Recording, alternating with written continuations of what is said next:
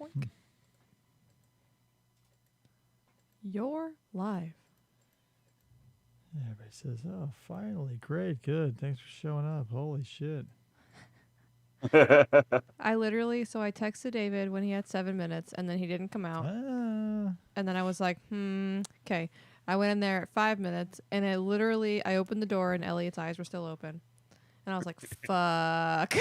I didn't want him to see me. So I literally closed all the doors in the hallway so there's no light coming in. And I crawled to David's feet trying to wake him up for like 3 minutes. And he would not fucking wake up.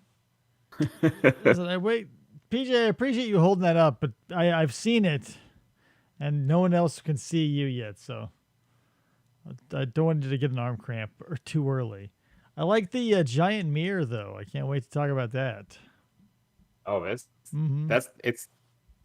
only half the size of the one that's literally on the other side of the room. Oh dear God, I love it. We need to talk all about it coming up right after this. Oh man, have we got 5 people yet? We've got Kayla. Welcome, Kayla. Kayla, obviously, I think I'm gonna put the workout stuff for the Wednesday stuff on hiatus until we move. Mostly because of the move, but secondarily, because you were the only one showing up, and I feel like you've got better things to do on a Wednesday night. So we'll just call. You're moving. Yeah.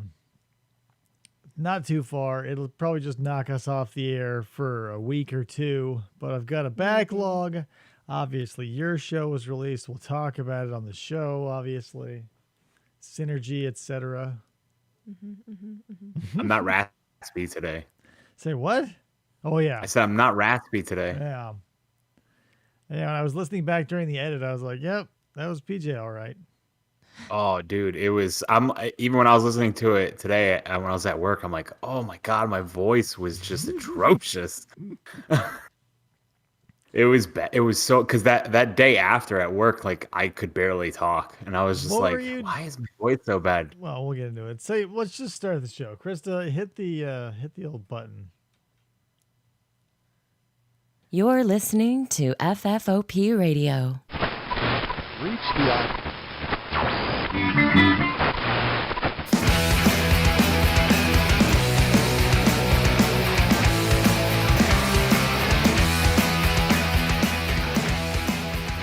Welcome to the show. My name is Dave, and this is yet another live show here on a Friday night. Welcome. I fell asleep earlier, but here we are. Let me introduce you to my co-hosts. You sound so awake. Let the coffee kick in. I knew I was going to have difficulties, but that's all right. You got to sort of go with it. I was hoping for just a short meditation session. Turned out to be a short nap. Let's just throw them on in here. There's PJ. Here's Krista. Welcome, everybody. Let's just drop the facade. Hello. PJ, your show got dropped today. That was fun. And I'm listening to it again made me reinvigorated for the desire to play Dungeons & Dragons. Hashtag Flamingo Friday, everybody. I got my flamingo ring and everything. Hey, not to interrupt you. Can you move PJ to the top corner? You always put them on the bottom, and that stupid icon always covers their face. Oh, well, because I always forget that's there, and it shouldn't be there. And only if I'm like... I'm writing a letter to my here? congressman. Woo! There you go. Okay. Thanks. Flamingo Friday. All right, so, PJ, how close are we again to the kickoff to this Dungeons & Dragons mayhem? What is it, like a week or two? Something like that. That's why I'm asking you. I'm terrible with dates. The other day was my brother's birthday, and I remembered the morning of. So you got to get a schedule. I used to be just like you, and I would say Facebook will tell me when the important stuff happens. Now I just throw something in a schedule, and I totally forget about it. It's so easy, like this show. I fell asleep almost, or actually, totally. You totally did. But it was on the schedule, so here we are. What are you drinking tonight? You look like a nice apple juice man. This is not apple juice. This is apple cider. It is a mixture of like a flavored tonic water and whiskey. Nice. Sounds bizarre, but I'll give it to you because I can't do anything to stop you. I'm having Truly lemonade. I actually like these ones better than the regular Trulies. Fun fact: I don't like Truly. That's all right. It tastes. It's not carbonated enough for me. Enough? Oh, I don't like carbonation. I love a lot of carbonation. Let's get into it. That's what people came here for. It's how much carbonation we all love in our drinks. So how would you describe, like, because you know how chilies have the heat, they have Scoville units. How many carbonation units are there, or what are they? You must know, you work at a brewery. Yeah, so the carb level is determined by I forget the exact science behind it, and What's I the literally unit of do this on a measurement? daily basis for my job. But yeah, it's like we have a system where we read it, and I can tell you for like certain that like most beers are on this system are like 2.6 to 2.8. But like soda is usually in like the 4s, so it's Okay. way higher than beer would be. So when you say 2.6 or 4, for what? For soda pop units? I think it just has to Carbonation do with points? how much CO2 is dissolved within the liquid. Yeah, so I'm wondering like a percentage, because I want a nice hard number to deliver to my audience, because we all need hard numbers. I want to know. I forget what that. I'd have to look up what the exact like term for it is, but it's like a slow process adding CO2 to liquid. It takes hours to do it. For real? Like, yeah, That's It's. crazy. I mean, we're also forced doing it where like naturally it would take 2 weeks. That's not that I want to devolve into like how do the bubbles get into carbonated water, but I've always wondered that. How does that happen? But now isn't the time nor the place. What we should be talking about. Let's talk about your new gizmo, your gadget, your little toy that you've been showing me personally, but now you can show the world. And I'm Here, hold on. semi-interested. Let me Not pull it out of semi. its case. Hold on. You put it in its case. You know you're gonna have to pull it back out. I know. You're like a Safety first-time man. flasher. Safety first. Safety first. There All right. it is. So tell me what is this thing again? This is the Retroid Okay. Pocket 2. Does it run off of a Raspberry Pi thing, or is it one of those Android-based systems? It runs off of Android, hence Okay. the Retroid. Right. So what's the interface like? Is it easy to get games on there? Fully legal games, mind you. It is, yeah. So it's fairly easy to get games on. You can they connect never it to come on. Wi-Fi, similar to how like on a Wi-Fi you'd be able to just add stuff to your Retro Pi if you wanted to as well. You can just do it the old-fashioned way through that SD card, old but you can school. still do it over Wi-Fi. But there are 2 different operating systems on the Retroid, which one is just the straight up system that they have that you can play the games off of. The interface is really nice. It's super easy to get around. Yeah. It comes flat out with like 2,000 games on it. So you can kind of finagle your way through that and take stuff off if you want. Well, let me add ask you stuff this, on. because when you get things like that, they say, "Oh, we'll give you 2,000 games for free or whatever." Are they good games, or like all those weird, like those eBay games where you get the Chinese knockoffs or 9 of a certain game? What's the quality like? They have a lot of like the classics of like games that you'd want from the older systems. Okay. So, like for instance, I would for the main reason I tend to get these is so that I can play old RPGs. Because I never really played them when I was younger. I didn't start playing them until PlayStation. So Yeah, you're the type of guy for that. I get that. I like beat 'em ups. Yeah. So like they have everything that I'd want on there. Literally. All of the RPGs that I would have downloaded were already on there. So but they have like just everything like the quintessential classics that you could possibly think of. Plus they have some Dreamcast games, they have PlayStation. Isn't it Which- bonkers? Like, just think about how many like people's lives went into all those games. Like, how many lives works are now encapsulated on a tiny little SD card that people give away for free because they're like, oh, they're so old. Who gives a shit? Yeah, I'm It's just the glad people are. craziest. Oh yeah, I'm glad people are doing that to like archive it because the well, it's got to go companies to aren't. it's got to go into, what's the word? The public domain eventually. Like, even if it doesn't naturally slip into the public domain, like the company keeps a grasp on it forever, eventually the public is going to get tired. They're going to rip it from the clutches of the corporation and start digging around with it at home, especially if the technology is there that they can no longer safeguard it. Because who's like standing at that gate being like, no, don't take the punch cards for the original Mario. Oh, God. Like, Yeah, it's tons of fun. The battery life, dude. It's got really, really good battery life.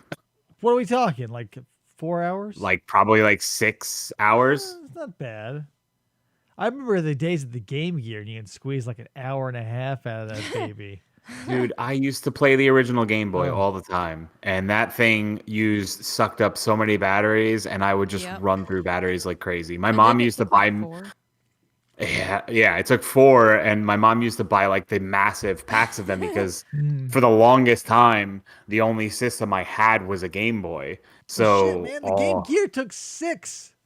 Yeah, oh, dude, the Game Gear was brutal too because it was color. So Yeah. it was color and it was backlit. Yeah, So that I thing would used always- to just drain batteries. The secret to my success to get like a little bit more life out of all these things was to turn the volume all the way off.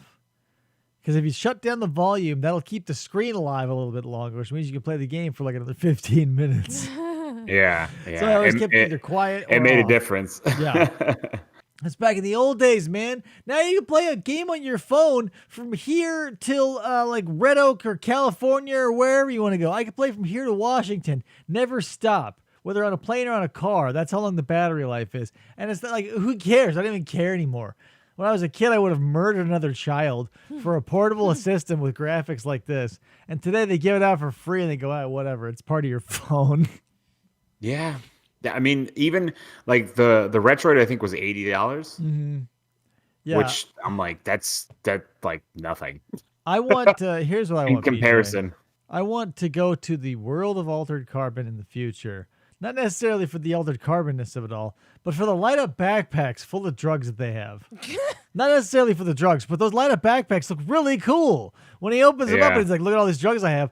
Everything should have a light in it, right? Like, I feel like in the future, why are we so stupid here in the present, not putting lights in backpacks or everywhere? Just make everything glow. We're getting there. There's light strips all over the place now. I know, so- but we're not there yet. Like, if Altered Carbon can like show me a fake world where there's neon everywhere and it's a nice sci-fi wonderland, and even drug dealers can be like, look, it looks like a 7-Eleven in my unicorn backpack. Like, where are we as a society? Like, it sent a man to the moon, but they can't put a light up strip in the crotch of my pants? Where are we? Oh, man. So, also, PJ, since I've got the DVD here in front of me, I recently had a buddy on who's never seen the Ninja Turtles movie in his life before. How old is he? He's 40s? I don't know. I cannot confirm age.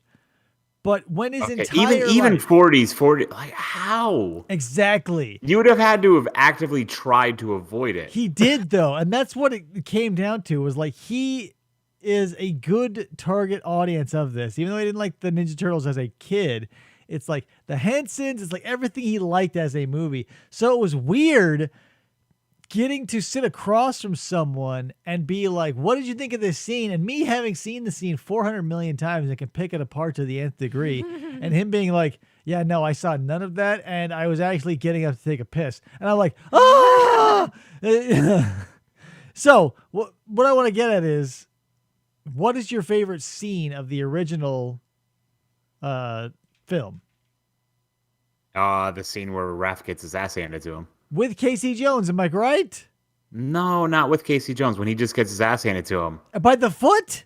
Yeah, Really? I like that scene because it's. I wouldn't call that. It's like scene, it's a sequence. pivotal like switch point in the film where like he kind of gets like a slice of life just slapped in his face where he's just like he thinks he's invulnerable to anything. He can just take on anybody. He doesn't care.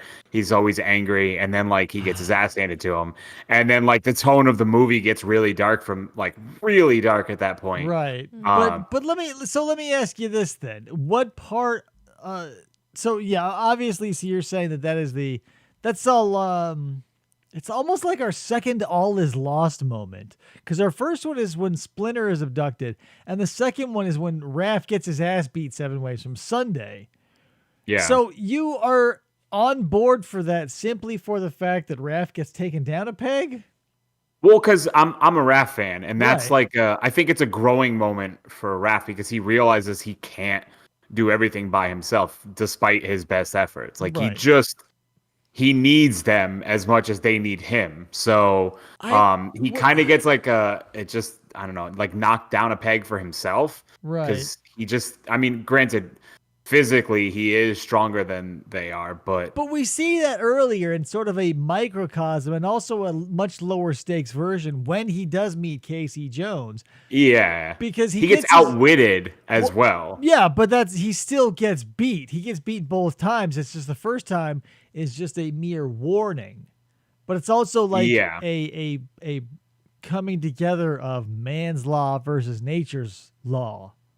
Yeah, it's also a learning point for Leonardo too, because they had their whole like spat beforehand The Raph that leads to that part of the Raph in the bathtub foot fight, right?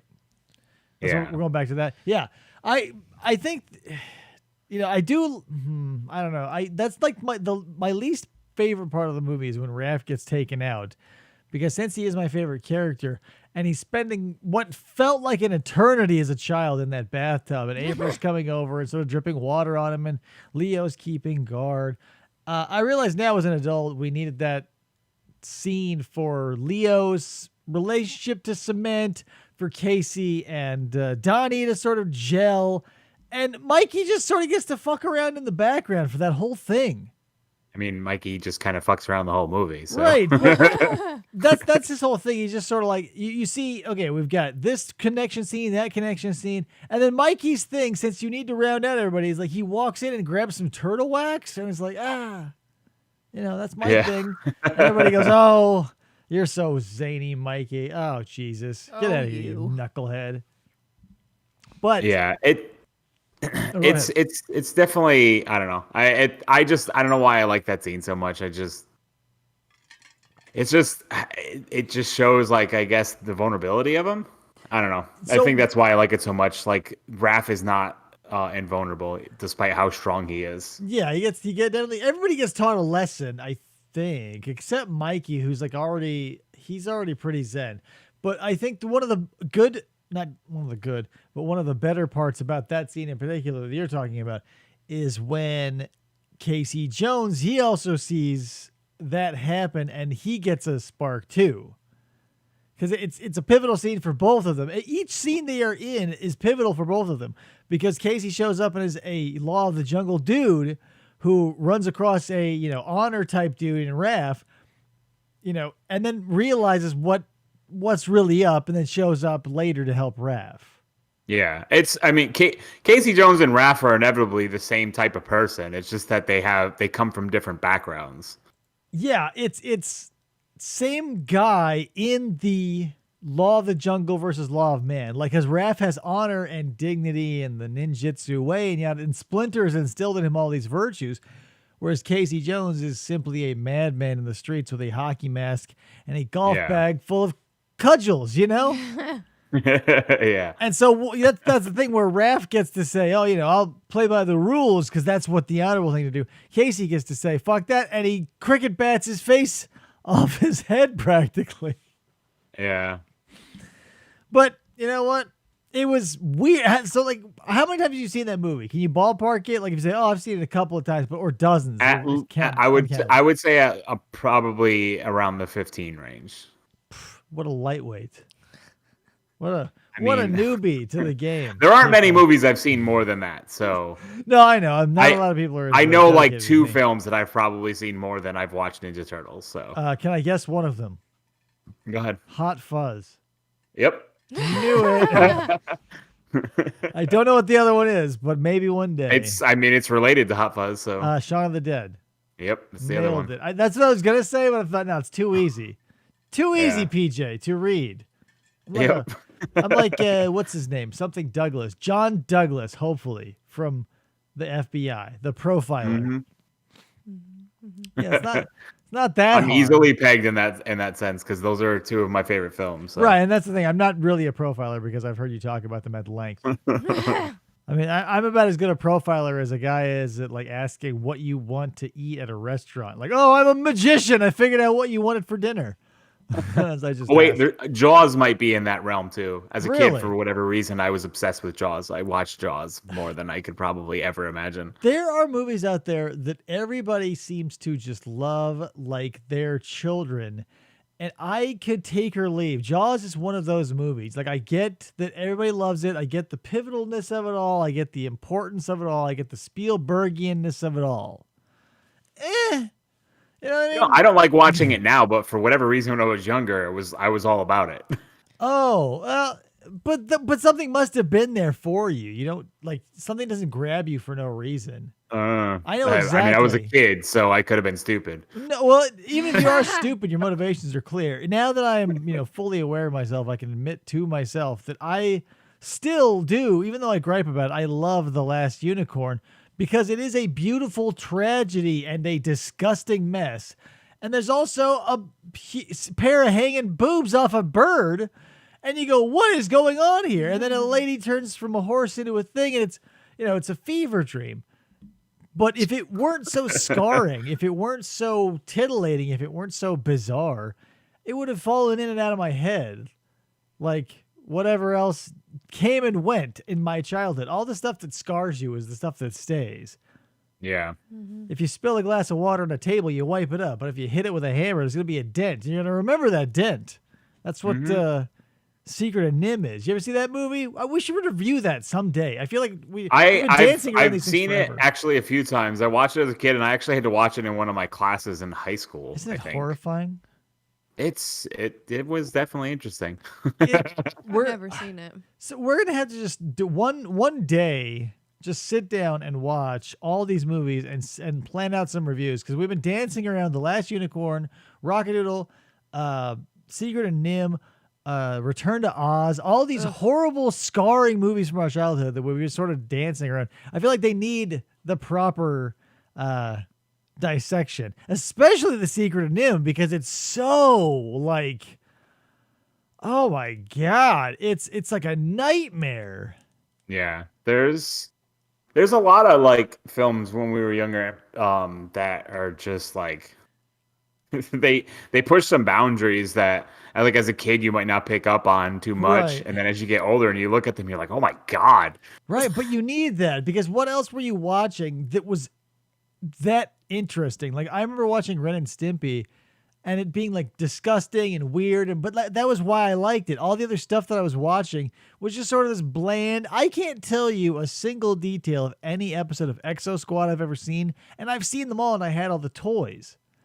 But yeah, when Dragon the cat tries to kill the mom rat in The Secret of Nim, and the owl played by John Kerry, I can recite you a million different details from that movie. I haven't seen it in a million years. And all I know from the Exo Squad is there was a purple race of aliens who might have had one less finger, maybe two. I don't know. Yeah. You needed to be scarred as a kid or something. That's the stuff you remember. The highest grossing film of all time was basically just a spinoff of a film from our childhood. I mean, I say basically, but I mean, it's literally just a ripped off version of a film from our childhood. What is it? So Avatar is just Ferngully. Well, Avatar is just a ripoff of every lame mainstream, like shaved off idea. It's like, but that's the thing. It's all. It's Ferngully, except instead of getting smaller, they get bigger. That's literally the story of Ferngully.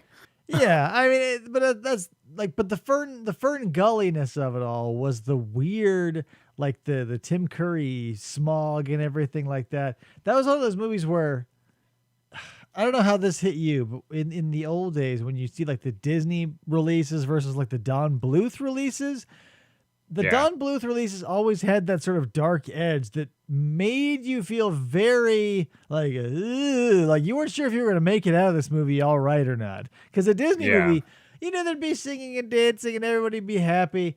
But in a Don Bluth movie, you knew someone was going to die or get some sort of disease or like someone would turn into a monster. I actually was never really big on Disney films, so If your parents are into something, you're going to be into it. And if your parents decide that Disney films are your thing, Disney films are going to be your thing. You know what I mean? yeah. I wasn't really big on animated films until I watched like the quintessential stuff when you were younger, but it wasn't until like Toy Story that I was like, Yeah. Toy Story came out and I went to go see it in the theaters multiple times, and I was in like 4th grade. I think this is like your classic MTV old man argument. They say, why doesn't MTV have the music videos anymore? With the animated movies from Disney, there's 2 schools of thought. You're one of 2 people. You're either the people who were born before the CGI stuff, who grew up on the hand-drawn stuff, and are like, that's cartoons to me. And were scared and frightened and mildly queasy when all the CGI started blowing up. Or you came along and that was your thing, and the old stuff seems so old-timey to you that it's like out of this world that someone would sit down and draw by hand a cartoon. Yeah. There were 2. I mean, there were 2 from when I was younger that I liked. Lion King and Aladdin were favorites of mine. Yeah, that's the thing though. They were all very well done to the point where like there was nothing really remarkable about them, because I remember watching all of them. We watched all of them. We had all the clamshells, everything from Snow White. Yeah, but still do. Everything from Snow White, the first, full-length animated Disney feature, all the way up to minus all the weird racist stuff like Song of the South or whatever. But it was all, very cookie cutter. Like if you like procedurals like your Law and Orders or whatever, that's the kind of comfort food that Disney is. It's lockstep, song, thing, song, conflict, song, resolution, song. Bingo. And voila. It like, if you want your kid to shut up for a little bit and you sort of indoctrinate them into what is to come, get them, like a SVU light. The Disney catalog is the great place to go, because it's like, oh, here's a fun character and now slightly bad thing happened, but we'll only show you part of it or off screen, or maybe we'll see the dude hang in shadow like in Tarzan. Fucking hangs him in a vine. He's like, and he just dies. Classic Wizard of Oz, if you get that myth reference. Ugh. I hate that movie. Wizard of Oz? Yes. Yeah. It's another one of those ones that's make it or break it for a lot of people. I'm not a huge fan of it either, but acting is a weird thing, and you have to take every decade of acting in its little nutshell, because people who acted in movies up until, I'm going to say even like the 90s, never, ever, ever, ever portrayed a human being accurately. I'm going to stake my reputation on that. I've seen movies from the 30s till today. All the hottest hits from the Depression all the way up to the coronavirus crash. Wait. Did the Depression ever end? I mean, for some people, it never did. But the point is, like, I've seen movies from here to there, and very, very seldom do you see movies where humans act like humans up until recently. Like, it's so bizarre to think that like all those old 40s detective movies and every movie is people like being glib and or this or that, and we're not acting like humans. Yeah. So you have to think of like, oh, that's what people accepted as human behavior through the lens of movies in the 60s. Got it. But if you were born like anytime after people started acting like humans on not even film anymore, on digital, on a hard drive for their movies, you're going to look at all these things and be like, what the fuck are they doing?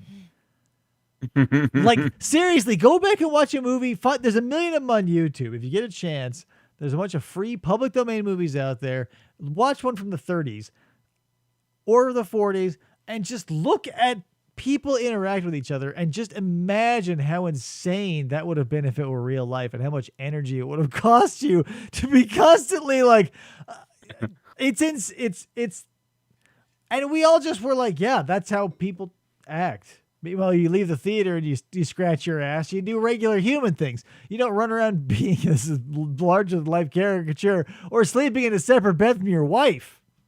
How do you think you got here, PJ? This is going to be completely out of left field, but Hit it. Where do you fall on Starship Troopers? I like it. The first one, that is.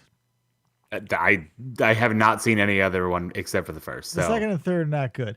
But the first one, I think, is great satire if you get it. And I think it's also a great action movie if you are too dumb to get it. Yeah. You really? It's a fun sci-fi movie to watch. Yeah, and it can be picked apart so, like, philosophically, it's insane. But if you're like, because I remember, it's funny you should say that, because when I was young, my brother loved that movie. Maybe he still does, don't know. But he would watch it from the perspective of, like the military is the best and the bugs are assholes and they should be shot and Denise Richards has nice cans. Whereas I was always like, this is a hilarious parody of like fascism and just, military spending and stuff run amok. But that's the thing about it. It does both. Paul Verhoeven may be, like dense as a plank of wood, or he may be a genius. I don't know. I can't tell because all the allegory and all the metaphor might be all up here. Yeah, it was. I every time I've ever watched that film, I just enjoyed watching it. There's so much to it. Is it so strange that Doogie Howser essentially becomes like a Dr. Mengele by the end? It's just funny watching it because you see him in so many other things, and like that role is just so. It's interesting that you bring that up because I've been thinking about that movie. So when you watch that movie, as you're just along for the ride, are you just checked out and watching the action and all the like the and the bugs and everything? You're not necessarily dissecting it. No, it's every time I watch it, I pick up different things that I haven't noticed before, or I'm like paying attention to different aspects because. At the end of the day, like the action of it and even the CGI isn't that bad. Right. Like you can't tell that like the CGI is bad in that film at all. It's like a like Jurassic Park level integration for the time. You know what I mean? Yeah, like if you go back at that even now and try to watch it and you're like looking for maybe like bad instances of it holds up. Yeah, it like really does hold up well. And it blows my mind because I'm like, of all the movies that hold up really well, Starship Troopers somehow does. Just because, but like those bugs looked like they were legitimately there. Yeah, and I think that all the people chosen for their characters are perfect too. I think Casper Van Dien plays a great like dumb guy. I think Denise Richards plays her character perfectly. Doogie obviously falls off because he's a little too famous for most of the movie. But what's her name? The girl with the dark curly hair, the one who's after. I forget her name. Dizzy, I think her name is in the movie, but she's after Casper, who's after Denise Richards, and their love triangle is so bizarre. And even though they're all assholes. And everything happens the way it shouldn't, the way you'd think would play out in a fairy tale movie. Like, they all get turned into supervillains by the end. They get to stay shallow assholes. Doogie Howser gets to wear his little Nazi cloak and his black stormtrooper shit and boots. And then they all get to high five at the end because they became the villains that are wiping out this innocent species all in the name of, like... I actually like... I like the dude who was in charge of the corpse, Rico, like Rico's Roughnecks. Oh, Rico. I thought, what's his name was Rico? I thought Casper Van Dien's name was Rico. Well, they had the guy in charge of their entire right, played platoon. By Clancy Brown, right? Or not Clancy Brown? Maybe I'm saying the guy who plays Mr. Krabs, right? The guy with the voice. Yeah. He was also in the Shawshank Redemption. But yeah, like that dude is like I liked him in that too. What about the Busey of it all? He was in that, right? Or am I thinking? Yeah, he was in that.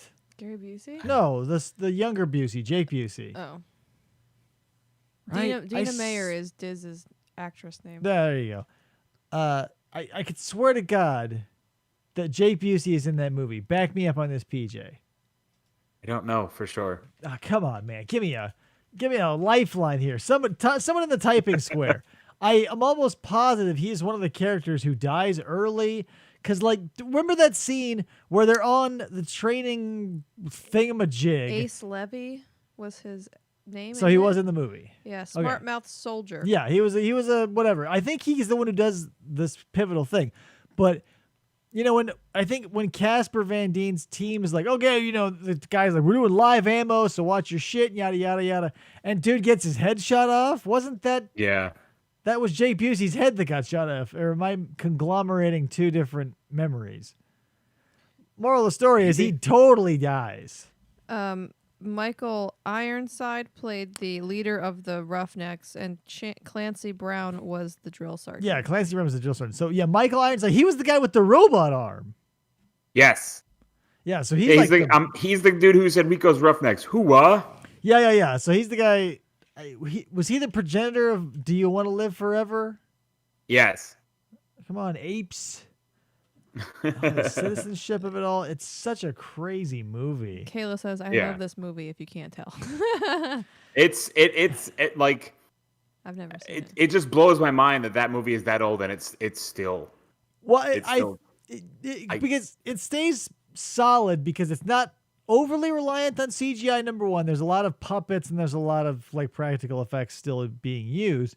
But on top of that, I think the story is so, nuanced. I think that even if it weren't, I think if the story of like the subtext rather of all the stuff going on weren't there, I think the bug fights would be a little less fun. Because if they weren't ironically fighting for literally nothing, like what are they trying to get by killing these bugs? They're like trying to just conquer all these planets that are like zero strategic value or whatever. And for what? Like Casper is like fighting for citizenship. Citizenship for what? Like everybody is spread out across the galaxy and there's space marines everywhere and bugs. You go off and get scissored in half by a giant goddamn bug. The way that what's her name dies is horrifying.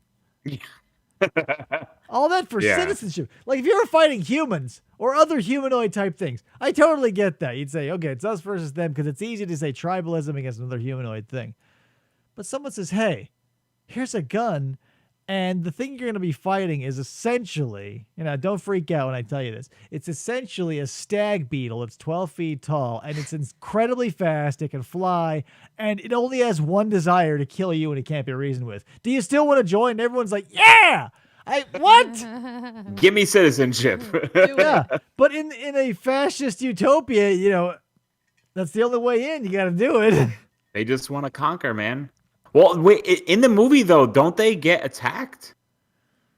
In what spot? Like I think they get provoked because Casper's hometown gets destroyed, no? In my head, maybe they were, if they were being attacked, it was because humans went and fucked in where they don't belong.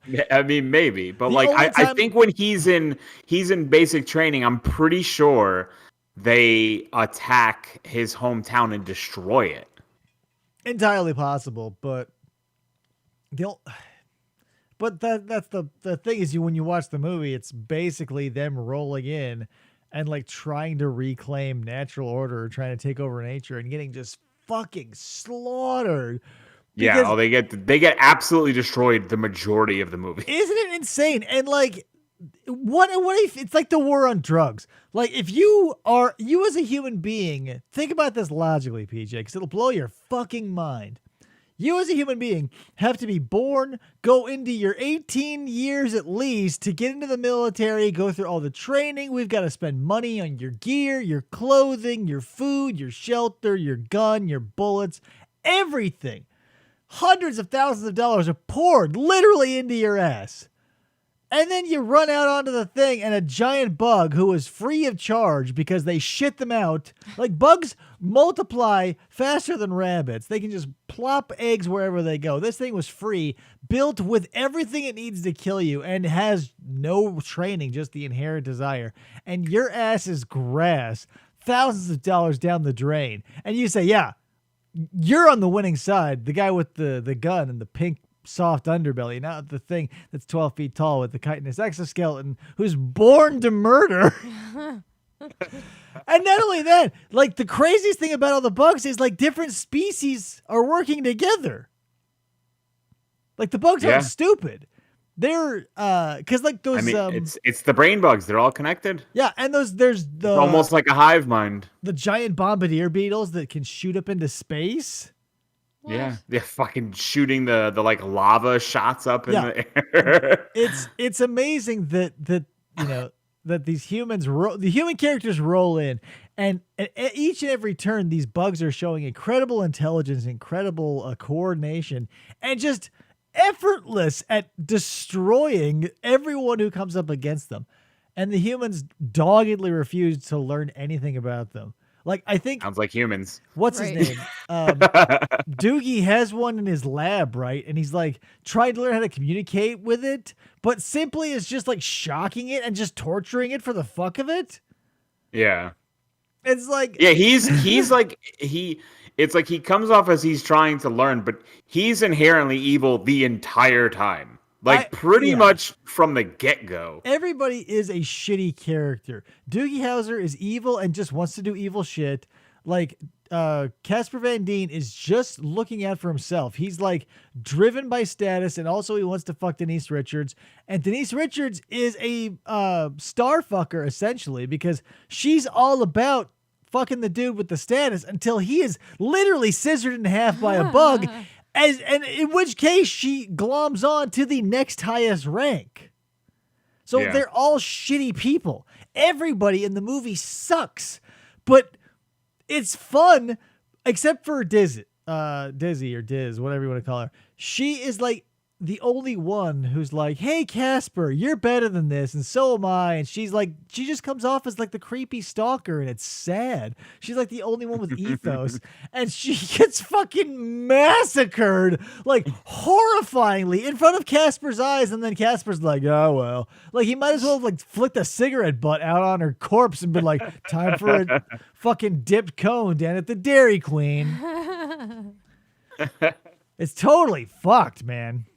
But that's the thing. It's made in such a way that all could just be a willful misunderstanding of human nature, or it's one of the most insightful movies ever. Yeah. Who knows? It's like I said, every time I see it, I'm like, man, I really enjoyed that movie. And I'd probably like, it's a movie that I would probably turn on consistently just because there's things you can learn from it. I think maybe everybody should do this. If you're old school like me, I would do this. Like back in the old days, they had these things called DVD players. And what you could do is sometimes they would go nuts. Before we had things like hard drives and shit like that, digital media, you could buy, and I had friends who had these things, 100 plus disc CD changers, umpteen dozen disc DVD players. I think somewhere in your house, just hide a DVD player with 5, 10, 12 discs, all your favorite movies, and just put them on a loop somewhere in your house. Like I would have on like the Turtles, Nim, maybe Starship Troopers. I'll throw that in there. Who knows? Just like your top 10. Mine probably Basketball, Night at the Roxbury, and Super Troopers would all make the cut as well. But even if they're just on silent, you can walk by and you go, that's fun. Or maybe you have a party one day, you just have movies on a loop. Be like one of those cool bars in New York. Just have like old movies on in the background. What do you think I would have on besides Shaun of the Dead and Hot Fuzz? Maybe Turtles. The first Turtles would definitely be on my loop. Okay, so are we going like how many discs in this changer? Let's do 10. And we'll just say 10. Okay, so if we got Hot Fuzz, Shaun of the Dead, and Turtles, I don't know if I know your movie proclivities well enough. I mean, you'd have to assume that there'd be a Star Wars somewhere in there. I would have, based on you, I'd have to assume there'd be a Star Wars. So you could probably throw in the first 3, like A New Hope, Return of the Jedi, all the classics. it would just be Empire Strikes Back. Really? Okay. Yeah. See, I would have thrown in my all top 3 10. just Yeah, it would just be Empire. Okay. So, and we're obviously not going to be any Star Trek movies in there, I imagine. No, I haven't seen enough of them. I Like you said, there's a very big disparity between people who watch Star Wars and people who watch Star Trek. Yeah. I haven't seen a lot of Star Trek, so I can't really say. And that's the thing with I can usually peg people on a lot of things. Movies is by far my weakest genre of profiling. If I can get you down to an archetype, I could say, well, here's probably in the same genre, but I don't know any of your specifics, PJ. You're gonna have to fill me in. The Matrix. Most people don't know the Matrix. I probably might put 2 higher than most of them. Huh. Um, That's the one with the orgy, right? Your list is confusing. if I told you Saving Private Ryan would probably be on there. Really? Yes, I love Saving Private Ryan. Maybe that should be a question in the one of the FFOP 5 incarnations. But we should probably keep it to 5 because I don't think people could give me 10 movies.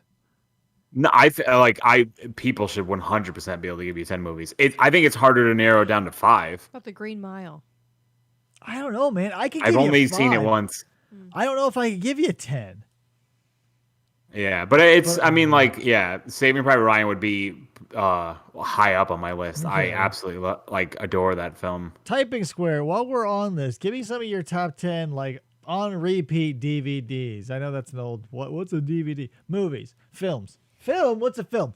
Digital product. Also, I would just want fun stuff. If it was something on repeat, I'd want fun stuff on there too. So Yeah. I'd probably put to be honest, one of my fun movies I enjoy rewatching is Super Bad. Oh, yeah, Why? that's Scott why. Pilgrim. Oh, okay. Yeah, that's why. Scott Pilgrim would be on my list too because it's just one of my favorite films. Yeah, but that's why Basketball, Night at the Roxbury, and not Superbad, Night at the Roxbury, and what's the other one I said? Whatever. I have 3 comedies on there simply because Super Troopers, Basketball. You don't have the best comedy on there. I did. It's Super Troopers. I already told you. What do you think is the best comedy? Shaun of the Dead. Oh, I can't. That's a genre blending film, PJ. You can't. But I can't it's say still a comedy. right. But it's a horror comedy. I need a straight comedy. I don't need I gotcha. the reality of the situation creeping in. One of the dudes from Super Troopers went to my high school. Which one? The big dude, the bigger dude. What's his name? Oh god dang it! I can't even think of his name. Yes, he went to my high school. Okay. A few years ahead of me. If you haven't seen, I think it's Baked Salmon or something salmon, Slammin' Salmon. Same guys, Broken Lizard, Slammin' Salmon. There is a part in there that is way fucking funnier than it has any right to be. It is one of the most dry, boring comedies I've ever seen. But Jay Chandrapata something or other, the Indian guy who has the mustache who's just Mother of God in Super Troopers. Yeah. He's got a crush in the movie on a character named Margaret, and for some reason he's running around a track and he sees her, and I don't know what made them make this creative decision, but it is fucking hilarious and you need to see it to really get it. But he's running on a track and he sees her, and for some reason, inexplicably, the footage goes to slow-mo as he's running. He has dreadlocks for some reason, and he goes, Margaret, and it's what? Why did that happen? There's never been a piece of slow motion footage in the movie up until then, and there will never be one after. But it comes out of nowhere, slaps you in the face like a fucking sardine pie, and it's fucking hilarious. But yeah, so did the Typing Square get back to any of these Kayla movies? just sent a bunch of What stuff. about Aliens? The second one. I might throw that on there. I mean, I love all the aliens. And T2. I'll throw T2 on my list. I'm Perfect action sci-fi. I don't think T2 has a single flaw. So It does, but they're outshined by the strengths. I could rewatch that movie a million times. Oh, so could I. But it's infinitely flawed. But that's what's so What about great any of the about RoboCops? Judge Dredd. The second one? With Carl Urban? Uh-huh. I love That's a that good movie. one. Oh my God. Speaking of, now you may be interested in this too, PJ. I don't know if this will be run up your flagpole and you can salute it or not, but there's a Detroit, I think, based independent film crew that is redoing or re-envisioning The Crow. And it looks really fucking good. That to redo is going to be hard because that is a very good movie. Here's the thing. You can't, every time, I realize that remakes and redos and rehashes are very fashionable, but there's a fine line you have to walk. If I see a AAA Hollywood big studio be like, hey, it's Milo and Otis again. Hey, it's Bad News Bears fucking again. I would go, whoa. But if a small studio with passion get their hands on a property, I am down 100% of the time. Watch the trailer. It's out there. Just go to The Crow. It's not even called The Crow. It's Crow. And I'll look it up because it looks great.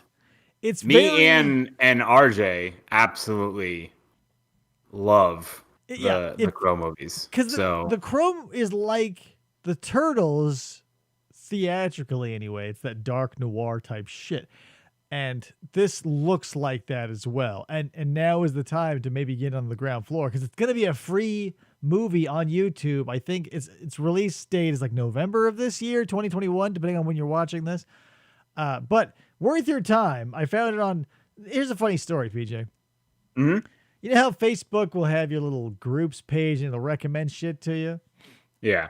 Finally, I shouldn't say finally, because I never had an opportunity to do this before, but I've talked about them on the show before, but goths in Arizona have a very rigorous and sturdy constitution because to stay dedicated to an all-black lifestyle in a state where it gets 120 degrees takes dedication.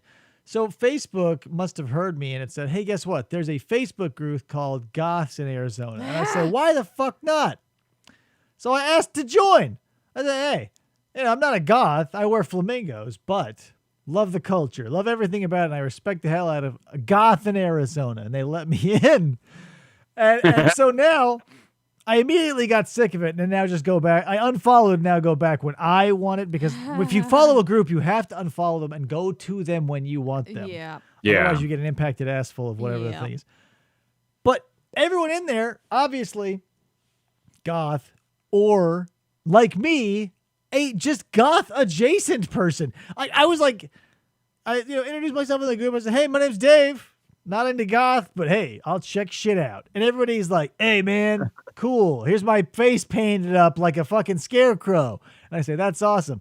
And the other 30% of the people are like, yeah, me neither, but I love looking at bats or whatever. It's something I never thought I would do. I never thought I'd have an opportunity to do, but I did it. And everybody, it's so weird to now sort of subliminally, and be linked in with a massive group with me looking like this, with dudes with like the Baron Samedi face paint and who constantly wear top hats with bats and spider webs on them at a crooked angle. I get to count myself among one of those people now. PJ, were What's up? Were you friends with Virus when we were in high school? No, I didn't meet him until like right after when he started working as a security guard is when I met him. Oh, okay. When I was in high school and I was driving, so I was, obviously 16. He used to wear this super long black trench coat. He wore that at security, so I've heard this story before, and if you know this reference, might blow you away. But every time you describe him, it reminds me of the protagonist of the game Hatred. Just that tall, black trench-coated, straight black-haired weirdo just standing there with his arms at his sides, here's being the creepy. thing. He's like that. Only his hair was not black. It was like his red hair or whatever. But he used to straighten his hair, and my parents used to call him Fabio, or my dad used to call him Fabio because he long hair. He had really long hair. Yeah, it was really fucking longer than mine. And I just remember going to the movies with him, and I went and parked my car. I could just see him walking down the strip. Like, well, that's Andrew. Hey, that's the thing.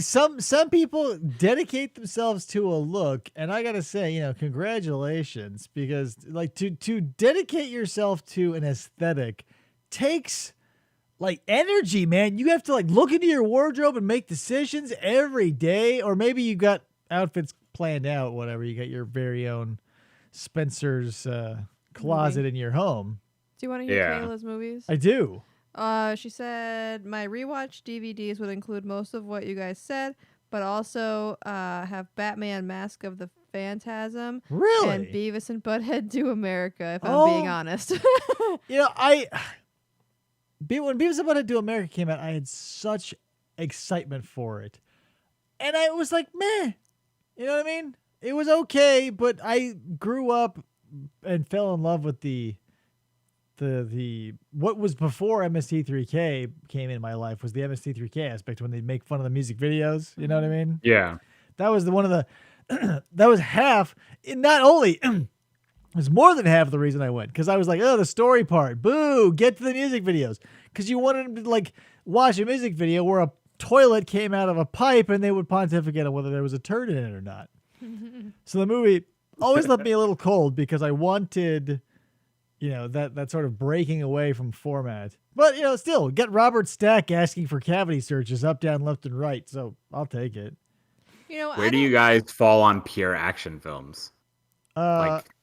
Great action. It depends on who the star is. Have you heard of Steven Seagal? Have you heard the good word about Steven Seagal, PJ? I have, but I had two movies in particular that, okay, one of them is part of a series, but so John Wick.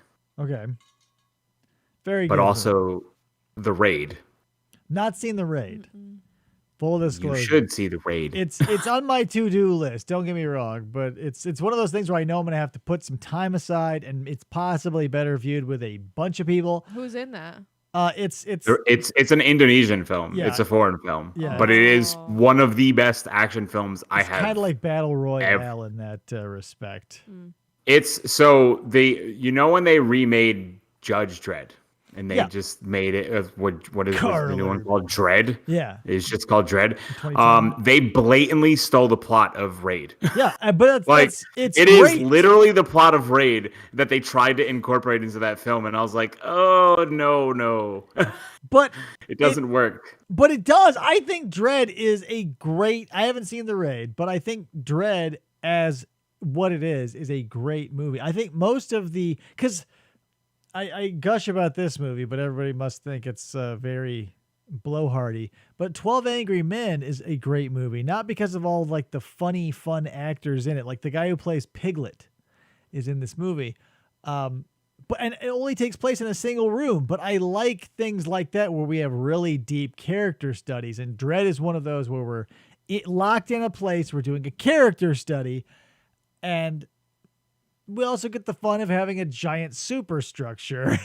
I didn't mind the first one either. I like both of them. I'm talking about the remake of Dread. Yeah. Nobody's talking about the Stallone one. No, nobody is like, oh, that's the good one.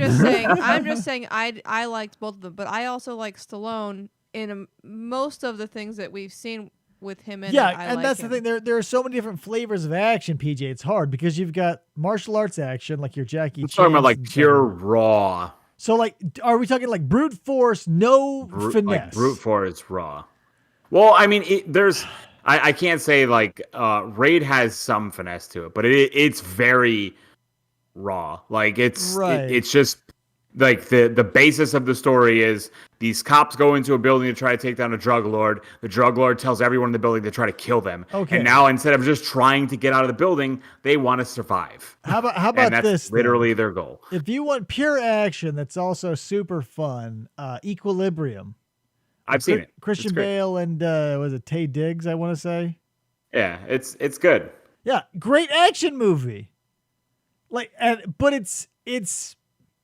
I wouldn't know. I don't know how to describe it because it's not necessarily a pure action movie because it's also a thriller. If we're going to say what is a great pure action movie, I think Commando, Arnold Schwarzenegger's Commando is great. Oh, Rambo. Rambo's okay. Have you seen all of the John Wick films? I've seen the first one. I've never seen. All right, I was gonna say because in the third one, he fights two people who are literally the two villains from the Raid films. Yeah, but that's at the same time. That I wouldn't say John Wick is a pure action movie. I would say that is an action martial arts movie. Because when I think I guess action, Raid would be considered that too. Okay, it's, so it's an action martial arts movie. here's a pure action movie, right? True Lies.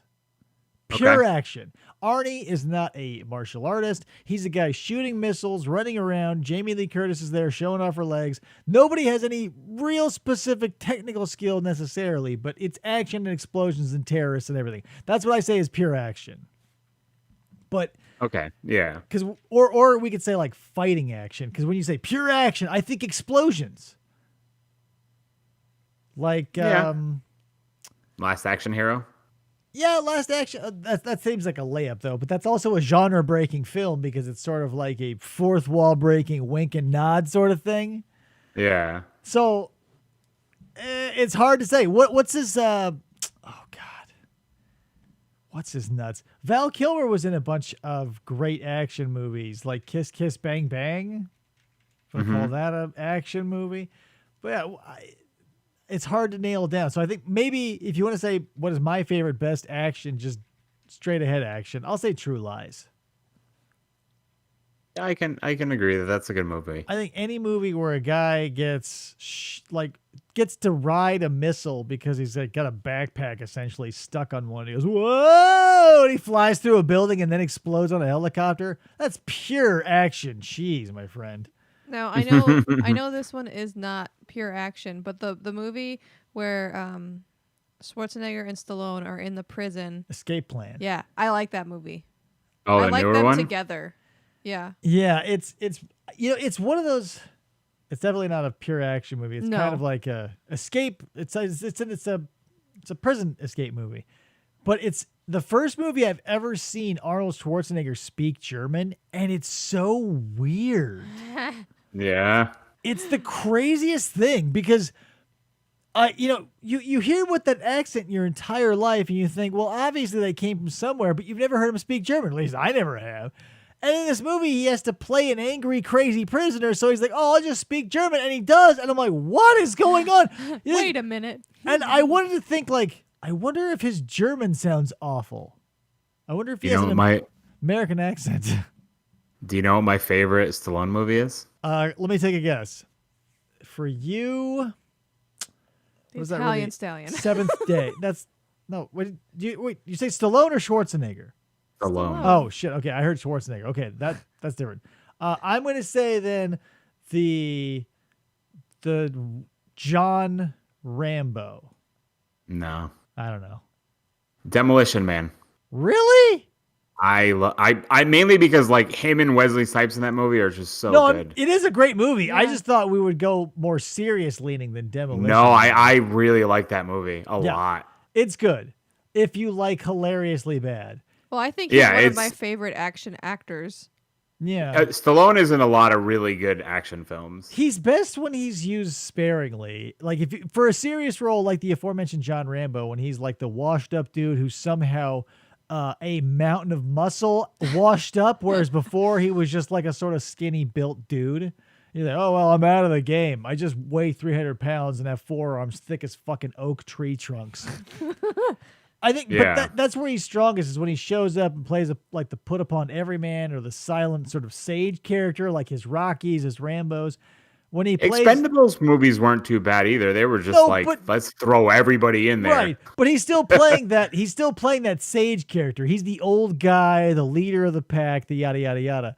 When he steps out and does your Judge Dreddses, your Demolition Manses, when he does, Stop or My Mom Will Shoot, that sort of thing. Cobra is another good action movie if you need to like check out and watch something bad. Have you seen Cobra? Yeah, I've seen it before. Oh my God. Marion Cobretti and Brigitte Jones. Comedy duo. Am I right? When he holds up that giant hamburger. Oh, so funny. His name's Marion. Kayla says those 3 seashells in Demolition Man. Oh my LOL. God. The fucking seashells. I can't. I want to meet the man. To be honest, I think I just really like Wesley Snipes in that film. He's just a very good villain. He is. He's crazy. I think that's the only reason that movie's any good. If you want to really get Does he down to the play brass Blade? tacks. He does play Blade. Okay. But in this, he plays Marcus Phoenix. Not Marcus Phoenix. He plays Phoenix. Marcus. What's his name? He plays Phoenix Jones. What the hell's his name, PJ? You watched that movie? What? What do you mean, what? What, in Demolition Man, Wesley Snipes' fucking I character don't remember name. his name. It's Phoenix something. It is Simon Phoenix. Simon Phoenix. Thank There you. you go. You're welcome. No, as Simon Phoenix, I think he's great because it's kind of the opposite of the aforementioned Starship Troopers, where instead of this like fascist, ultra militaristic society, it became this passive pussy society where the cops are equipped with like electronic note cards and they say, maniac, put, I lie forget on that the Sandra ground. Bullock is in that film. She is. Yeah. And which, and they mind bang. Sandra Bullock and Yeah. Stallone mind bang. And a lady shows her boobs on the video telephone. Yep. Yeah. Dennis Leary's in that And he film. kind of looks too. like Gary Busey. Jack Black is also in it as one of the underground thugs. Like, it's a star-studded cast. The interior designer from Beetlejuice is in it, constantly wearing kimonos. Jesse the Body Ventura is in it. Yeah, it's star-studded cast, but woof, is it a bad movie? I like Jason Statham as an actor. Like Crank or whatever. he's like, a good action actor, but I think his best roles were in like Snatch and Lock, Stock, and Two Smoking Barrels. So I loved him as the transporter. The first one I think is he's classic. a fun action star to watch. Yeah, and he was one of those dudes who just came out of nowhere. He was just like, "Hey, I'm a 40-year-old dude who's built as shit." And but I I'm have sure, a really great accent. well, yeah, you get to write your own check if you come here. I was gonna say it's the Guy Ritchie films. Guy Ritchie put him in a spot. So Yeah, but I'm sure he's been out and about doing his thing. He was just an overnight success that didn't pop until he was 40. But yeah. it was so like that. Maybe that might be on my one of my top 10s was Transporter because it's such a pure action movie and the characters are so uncluttered. Like the property, what he's transporting, that girl, like their love story is so bare bones but so sincere. And I love the French detective. You've seen this movie, right? Oh yeah. Okay, so the French detective who's always on Jason Statham's ass, but like he's just sort of that kindly old curmudgeon who's like, yeah, I know shit happens, and you're one of the. He's basically like Statham is Batman, and this is Commissioner Gordon, but it's French, and he kicks more ass and drives faster in BMWs. Yeah. And then what's her face? The lady character, she gets to be our Alfred, sort of. What a great movie. I want to see it. I never saw it. They get a little crazy toward the end. Would you put any Bond films in your top 10? Probably. It would have to be either Live and Let Die or maybe that'll just be it. Yeah, probably Live and Let Die. Like You don't like any of the newer ones? No, I do. I like the newer ones, but they don't have what I want. You know what I mean? Like for me, Bond is a comfort food, and Connery is like bleh, Leary bleh, everybody else fine, whatever. But for me, Roger Moore has that. For me, I want my super spy to be so aloof that he never even seems like he's in trouble. Because James Bond's that guy who always gives his name. That's a shitty thing to do if you're a secret agent. And he's always flaunting the fact that he's who he is. So if you're going to do that, go the full Monty and be the Roger Moore and have a fuck sub. Or, go to, where is it happening? New Orleans in Live and Let Die and try to infiltrate a voodoo cult as a stuffy British dude in a nice crisp suit. Like, do all the crazy shit and then have, what's his name? Yaphet Kotto explode like a meat balloon at the end. Spoiler alert. Oh. But Do you think James Bond? I have two favorites in that genre, but hit me with them. They're newer. That's fine. I like GoldenEye. Really? I do. Not a lot of people like the Brosnan aspect of it all. I'm not a Brosnan fan. And then I also like Skyfall. I think Skyfall has been like the best Bond film in a very long time. Yeah, I like what's his name? The dude. Javier Bardem. Daniel Craig. Oh yeah, Javier Bardem is what makes that movie because he is a very good villain. Like He's don't probably know. one of the best villains that Bond has ever had. I don't He's know why just more people very don't good. want to be villains. Like when because there are so many movies that could have been if somebody could have swallowed their ego and been the villain. Like in Face Off, we could have had a Stallone Schwarzenegger or a Seagal Van Damme if one of them could have bit the fucking bullet and wanted to be the bad guy. I think villains are so much more nuanced and so like there's so much more potential to play a villain than there is to play a leading man. The new Bond film has I want to see it because it has Rami Malek is playing a villain, and I'm like, I like Rami Malek. So I just hope that he does it because even the last one at Christoph, Christoph what's Waltz. his name? Yeah, like I like him, but he just didn't nail wasn't it for the handed villain. very much material. Like that's the thing with an actor, they can only do as much as the script provides and the director directs. Yeah, like he's a great actor, and I'm like he could be a really good villain. And then like that movie, just Spectre was not that. And he great. was. We saw him in Inglourious Bastards be a great villain, so we know it's there. It's not a matter of the actor; it's a matter of the material. Yeah, you can like, squander talent. But yeah, I can argue that Javier Bardem is probably one of the best Bond villains that we've had because like the scene where he just shot the girl just straight up, he just didn't even try to shoot the thing off her head, and I'm like, this is crazy. Or like when he was in No Country for Old Men. Yeah, like such he is fantastic. Yeah, he's so cold and calculated and just like that's what you want. Like because it's one thing because like when you're doing like the Tommy Lee Jones character of that movie, let's say, and you're the good guy chasing the bad guy, and you got to be like the beaten down guy is like, oh, we've seen this character before. There's not a lot of nuance, but he brings a little humanity to it and whatever. And then you got Josh Brolin, who's your anti-hero type, who's working for himself. He's got the money and he's caught in the middle of it all. And Javier Bardem on the other side of the spectrum being the guy who will walk into a hotel room, stick you in the shower, close the shower curtain, and fill your ass with shotgun pellets, and then be like, bye. Yeah. What about like Kill Bill? Do you guys like Quentin Tarantino movies at all? I'm not a huge Tarantino fan. I cannot go back. I like Tarantino movies. I think the first Kill Bill was good. I don't think the second Kill Bill was that great. The Tarantino and like the Coen brothers and all these different directors, for me anyway, I love watching their movies once. Mm-hmm. I love to see it the first time and then I go, great, did it, check, done. They're all those like really hard-hitting, thought-provoking, yada yada, like genre films.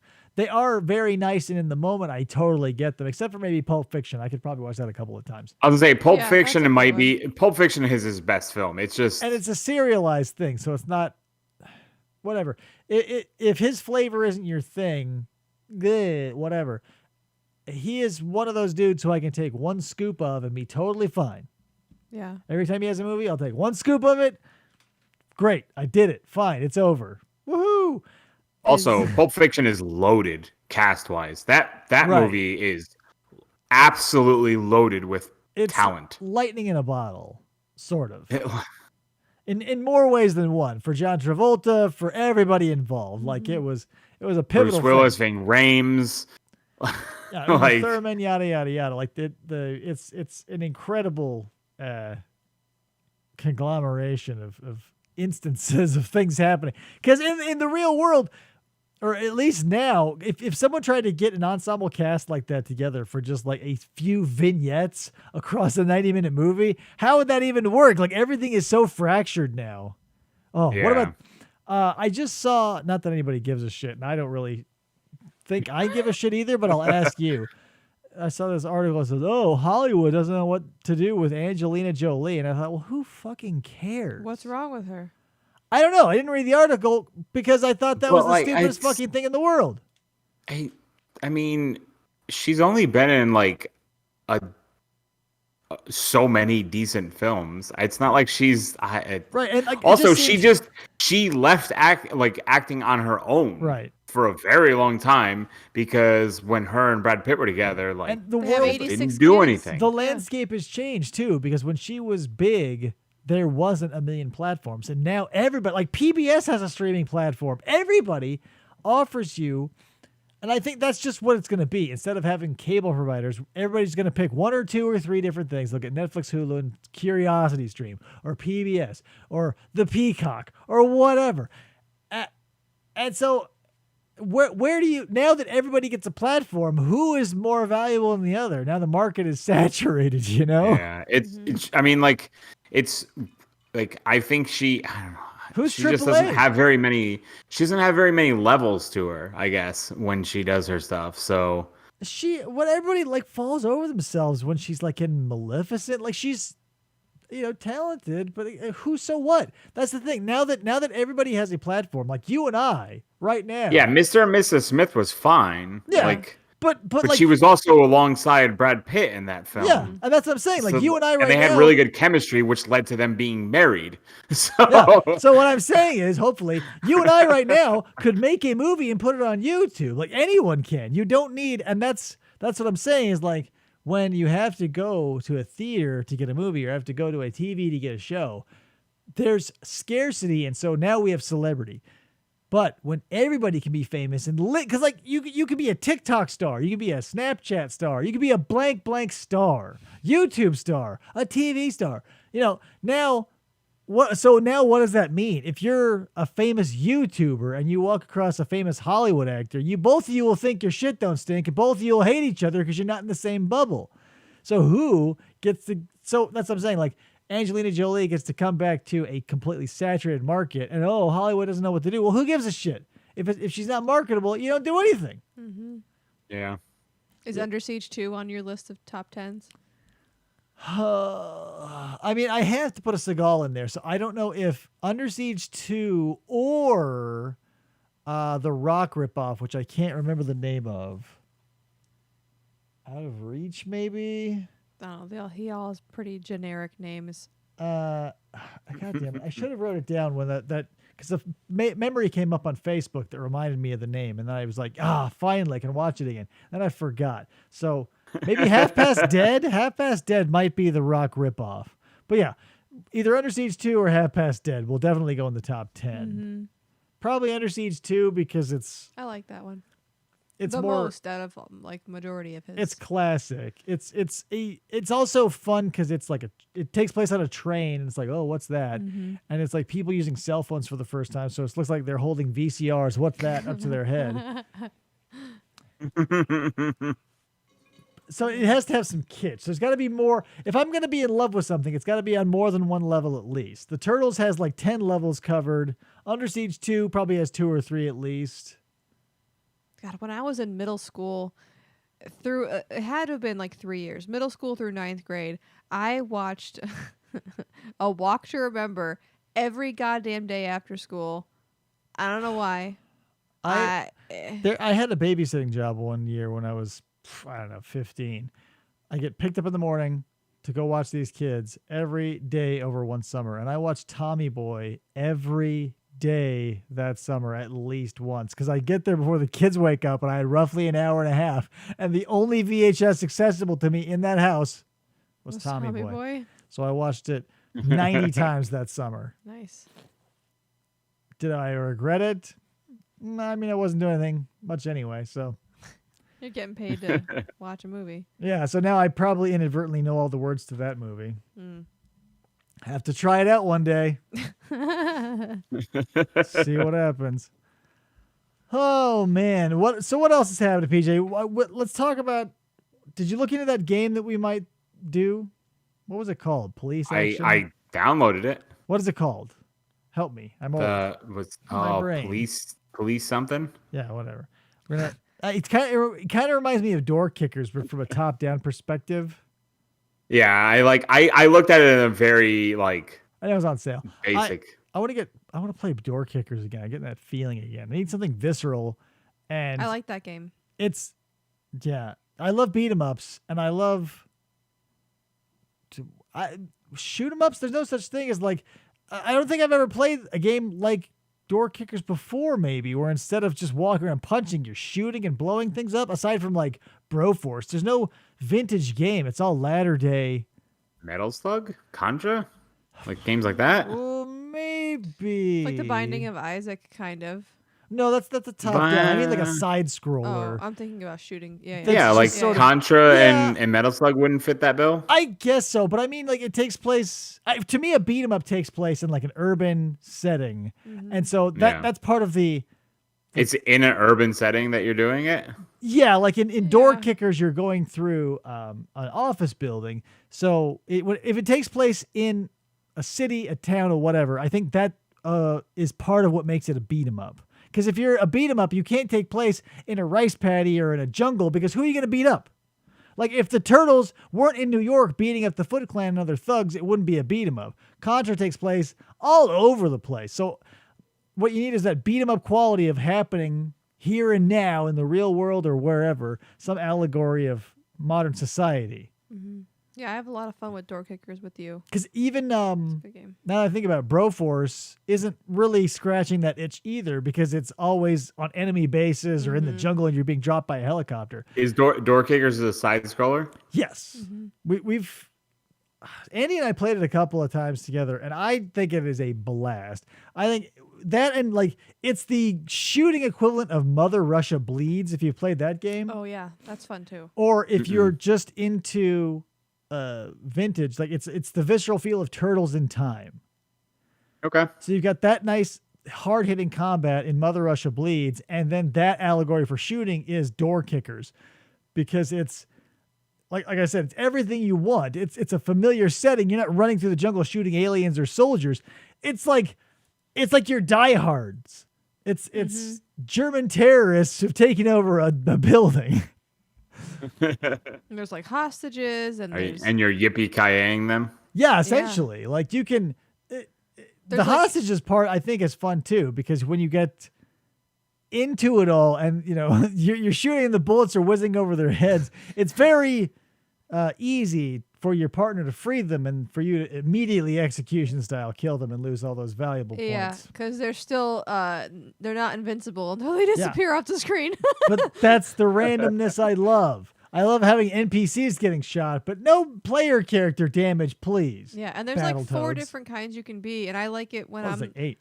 Oh, well, I like it when I'm the one that can like slowly open the door, and then David's behind me. He just blasts the people in the face when they open That's the door. why I think we'll work together good with whatever this police game that we're playing is, because you can split up and it's like a tactical. What was that game? Hotline Miami. Did you ever play that? Yes, I have. Yeah, it feels like Hotline Miami, except less acid fueled drug trip and more like cautious, slow, like break open the door slowly and blast a dude in the face and not be on acid. But that game was a blast too. Holy crap. Yeah, I played that with Snacks. So good.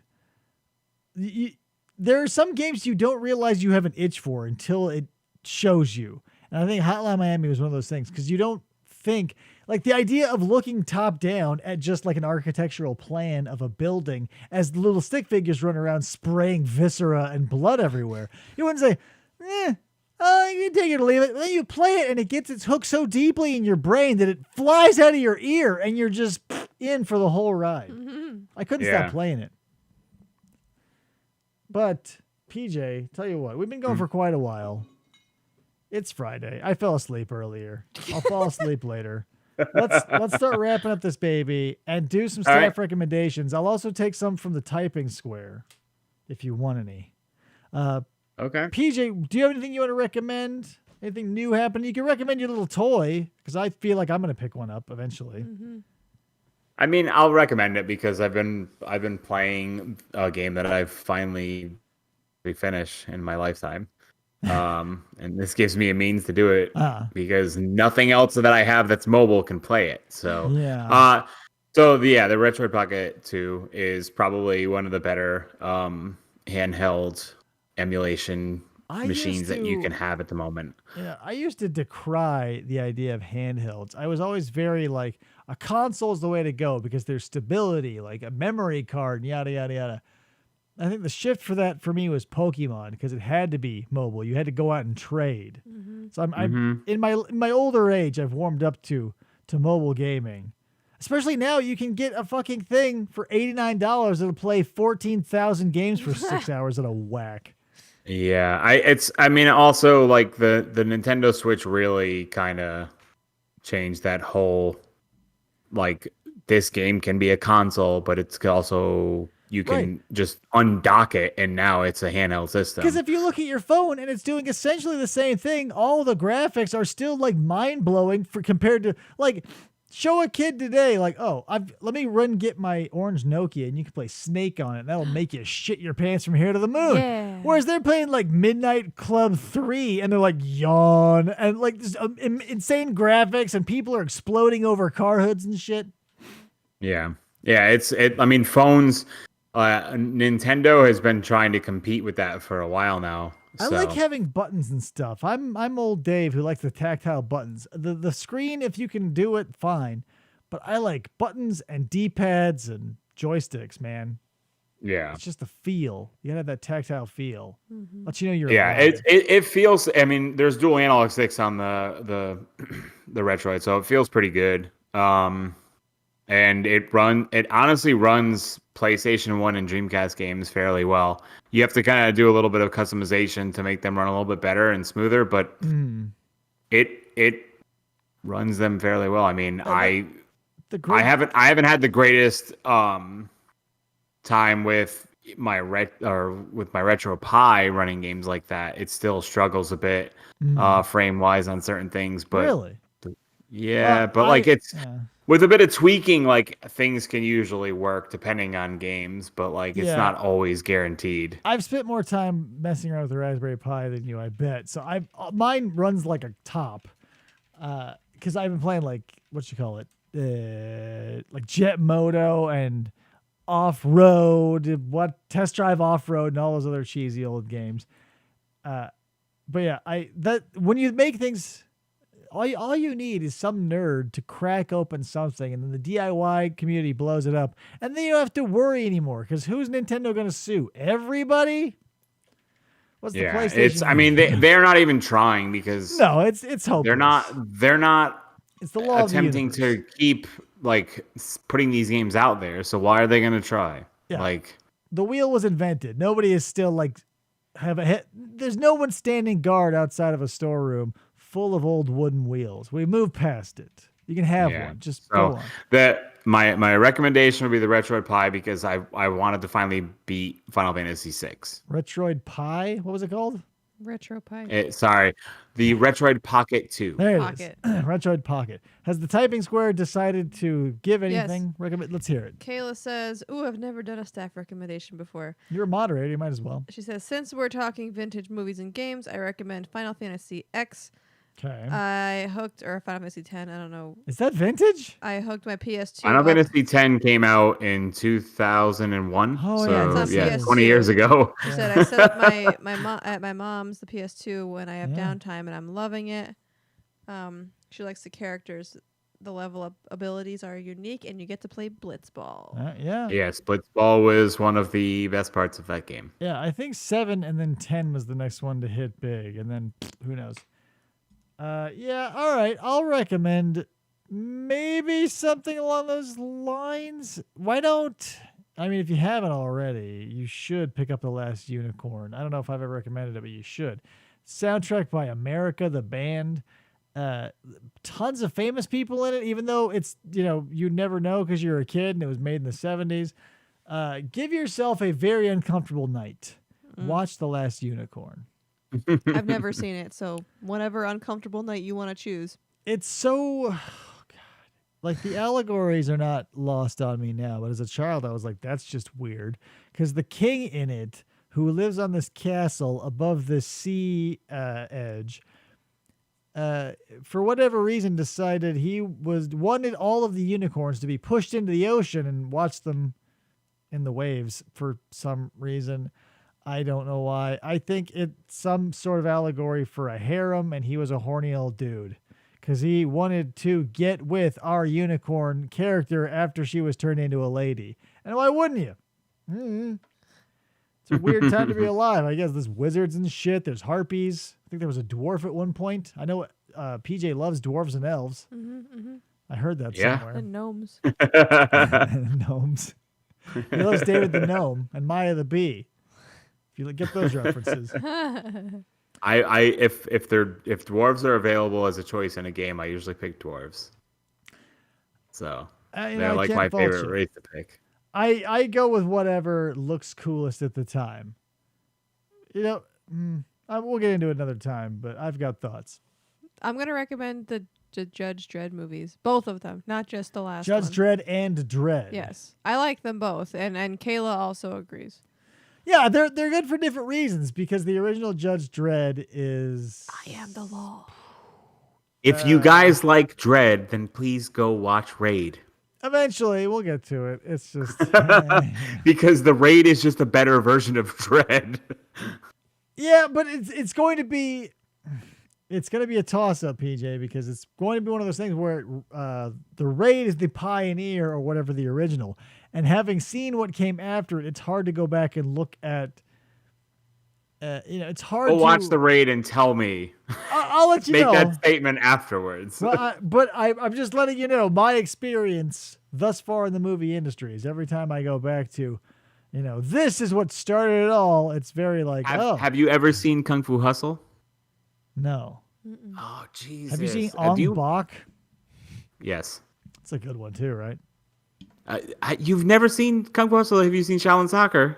Negative. You've never seen any Stephen Chow movies? No. Jesus. I'm telling you, I think I've gone over this before. I'm not a huge movie buff, and so it is the weakest area for me to profile. Okay. All right. I get that movies are very important to a lot of people. I don't know why they never clicked with me. Like, I can understand and appreciate good movies, but I don't go out of my way to We watch could do them some for movie reason. reviews in the future, and I can make you watch some of these films because they are That fucking seems to amazing. be my life, is everybody wanting me to watch movies, and I'm just going along with it. So why not? Guys, thanks so much for showing up. All the stuff is always available on the website if you want to do or see or think or feel. I'm not here to tell you what to do. So, PJ, thanks for coming on the show, man. I'm glad we could do this. Every time it matches up where an episode of the podcast drops and I get to have the same person on the live show is a nice little bonus for everybody. Mm-hmm. Yeah, thanks for having me.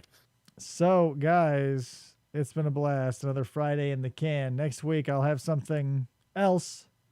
And remember also, this is your second warning, probably no more Wednesday workouts until it's at a different location. Yes. But I'm going to try and do these type things until the very end because it's easier. I get to sit down. I don't think there's going to be a lack of the lives. Maybe one.